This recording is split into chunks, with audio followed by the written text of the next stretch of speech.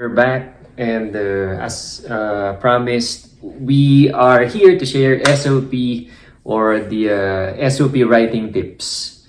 SOP is a statement of purpose. This is a very heart of your or the very heart of your application. Canada doesn't require in-person interview like the US. The SOP is your chance to present yourself and explain to the VO or visa officer your true and honest intention of staying, and in this case for studying here in Canada. It's a short disclaimer. We are not a professional writer or proofreader. Everything that we're gonna share here are our personal experience or years of research and reading hundreds of SOP from the Student Canada GC or forum. All right, so let's get started. The first one is be professional. Okay, so make sure that your letter is a formal letter. So that means mind your grammar, your sentence structure, your paragraph, and punctuation. And please avoid using slang or flowery words. Okay, next one is use positive language. This is very important. Stay away from like very dramatic sentences or too emotional statements or negative experiences. Make sure to always use positive phrases. Okay, there's always a better way to say, oh, I can't find a job because my education is outdated. I graduated 20 years ago. So that's why I need to study further. Okay, that's very negative. So you can put a positive spin on it by saying, I need to further my education because it will surely open lots of opportunities for me. Right? Better. It's so much better to read than the negative. The third one, my third tip is include sections in your SOP. What are sections? So make sure that you put like a title for every part because this will definitely help you organize your thoughts while you're writing your SOP, and this will definitely help the visa officer as well to read your SOP. So some SOPs or statement of purpose, it can be short. Some only write about 2 pages, others up to 6 to 7 pages. So it really depends on your situation and how complex your application is. Example of title. I'm about to.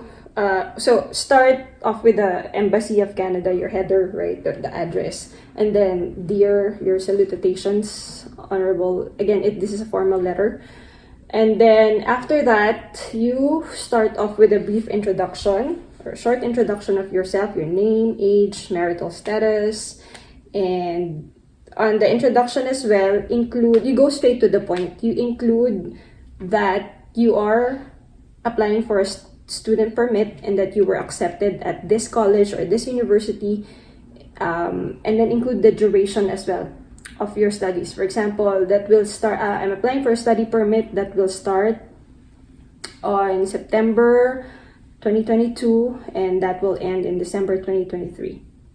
So that should be just one paragraph. Okay. The second section would be a brief personal and professional background. So this includes your educational background, of course, and your work background, just to let the visa officer know, what you've been doing before this point in time. And then after that, why Canada? Actually, in my SOP actually wrote why Canada. Right? You have to convince the visa officer that you need to study in Canada, the benefits of studying in Canada. Because it begs the question, why not in your home country? Why not study in the Philippines or your home country? It's definitely more affordable. It's not as expensive of international studies, right? But so on this part, I actually only wrote 2 paragraphs and 2 to 3 reasons why I chose Canada to study. First is the usual. Canada offers quality education, worldwide recognized education. Plus, it is affordable. And I emphasize on the fact that I can bring my family with me while studying. So I don't think any other country offers that. Offer that as of now. Only Canada. Only Canada. Allows a student permit applicant to take her or his family, Partner or children. and their children, right? So make sure that you include that if you're writing your SOP. Again, on this part, I only allotted 2 paragraphs for this part. And then, the next part is why your course? Why are you taking your program? So this part, you're the only one who can answer actually. Why are you taking up this program? How will it benefit you, your family, and your career in the long run? Why your program or why your course part, you can also include some subjects that your program offers, or you can search this online, right? You can actually even include some subjects that your program offers. This one you can search online, or you can email your school to send you the course subjects that you're gonna take for your program. Some are unique, and you can highlight that you can take this course, and it's more practical to your career, and that it's not available in your home country, stuff like that. And so again, you have to convince the visa officer that you're spending or investing a lot of money is definitely worth it in the end. So we're done with the 2 whys, right? Make sure that you answer why Canada and why are you studying this program. After the 2 whys, we move on to the post-study plans. Okay, this is very critical. Very, very critical. You need to present your post-study plans, and this part is very important. Just to share, most refusal for purpose of visit is due to lack of strong and concrete plans after studying. So this part, you really need to see yourself, right? Imagine yourself coming home after studying in Canada. Coming home and being successful to be able to present this part clearly. It's really not enough to say that, oh, I'm sure I'm gonna earn more money, or I'm sure I'm gonna be a manager after studying. That's not enough. That's very vague and general, and you need to include job prospects, for example, or target companies, and you can even include like a salary range that you're expecting to earn with your newly minted degree or diploma. Okay, you have to support this part with facts, figures, and clear plans. All right? And then after that is the POF, or the proof of funds. For the proof of funds, you don't necessarily have to include a table, but I included a table because it's just easier for the visa officer to see. Like I wrote tuition, 1 year paid, or first semester paid, how much did you pay, and then money in the bank figures. And then if you have a sponsor, for example, you can also include that. And what else? GIC. If you're able to secure a GIC, of course you include that in your proof of funds. Make sure that it covers at least a year of your tuition plus the minimum proof of funds required as per the IRCC website. Okay, as of now, as of this video, it's 10,000 for the student applicant, 4,000 for the partner, and additional 3,000 per additional family member. Kids? Yes. For example, yeah. Mm-hmm. And then if you have a travel history, of course, that would look really good on your application. If you have traveled outside of your country, you can include that, but you don't need to elaborate on it. I included hours, but it's just 1 paragraph, probably a few lines.